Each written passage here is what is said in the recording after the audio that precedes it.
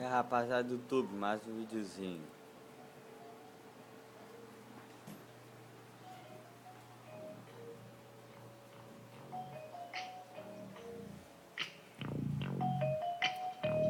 Eu queria mudar, eu queria mudar, eu queria mudar, eu queria mudar. O meu mundo me ensinou a ser assim, fazer a correria, os cana vinha atrás de mim. Aprendi a ser esperto, aprendi a meter fita no meio da malandragem, solto fumaça, cresci numa quebrada onde não pode dar mole, onde amigo e confiança com certeza não há.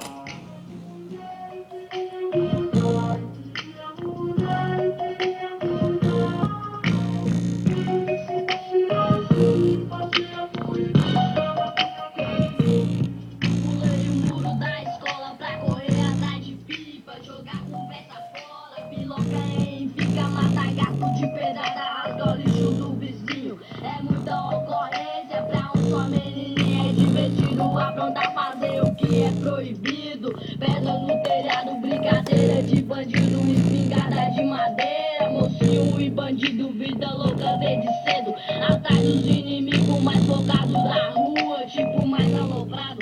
Jeitinho de marredo, carinha de folgado, odiado, escola classe. Eu sempre de ensino, meu chumbinho, meu brinquedo de matar menino. Muitas vezes minha mãe me chamou de capeta. Eu sou o tipo de cara que não vive sem tentar de tanto escutar um nome por ele. Eu atendo, na madruga nós na fita, puro veneno. Eu queria mudar, eu queria mudar, eu queria mudar, eu queria mudar.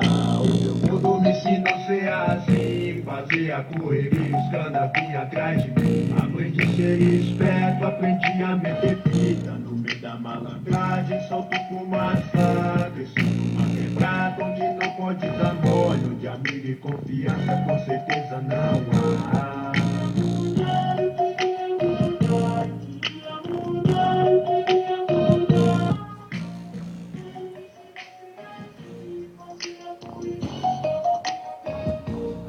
Passei infância no garagem, aprontei pra carai. Na fuga da lotérica a casa sempre cai. Se acostumar com as torturas é sempre difícil. Trabalho exige muito, roupa é meu vício. Na minha casa não tem plasma nem LCD. Tem uma mãe mostrando cheia de PC. Essa é a rapaziada, valeu.